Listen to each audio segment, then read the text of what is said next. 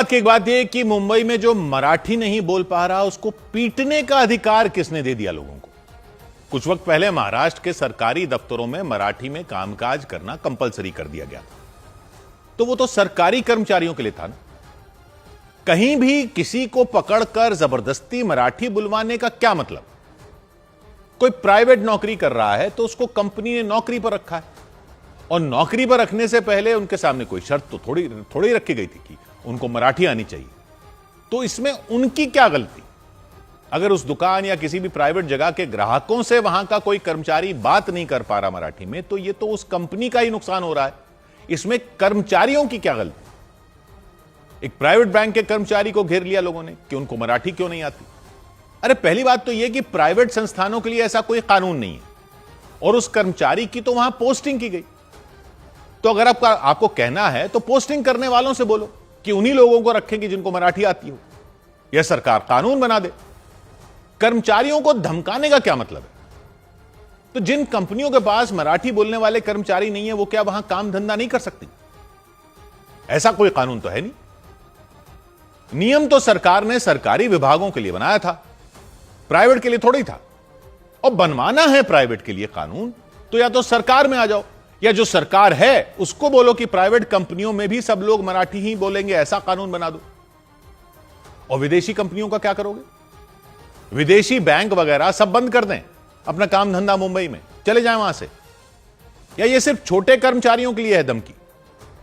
दुकानों में काम करने वालों के लिए? कुछ दिन पहले एक मॉल के कर्मचारी को घेर लिया था।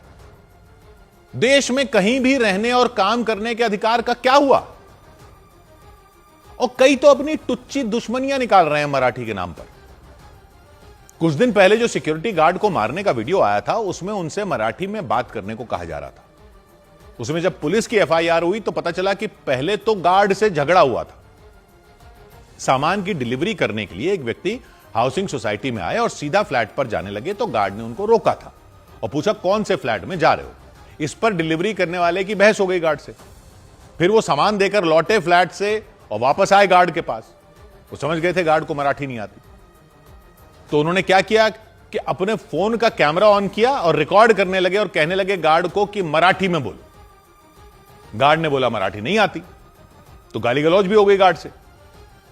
अब ये वाला वीडियो लेकर वो चले गए मराठी की बात करने वाले वहां के लोकल नेता टाइप के लोगों के पास कि देखो गार्ड को मराठी नहीं आती। यानी झगड़ा था आपका पर्सनल, और उसको आपने मराठी की लड़ाई बताकर पेश कर दिया।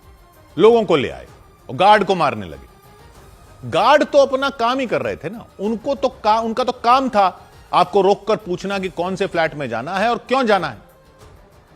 आपने वो वीडियो तो बनाया नहीं, आपने मराठी की बात करनी शुरू की और वीडियो बना दिया। पुलिस की एफआईआर से तो यही समझ में आ रहा है।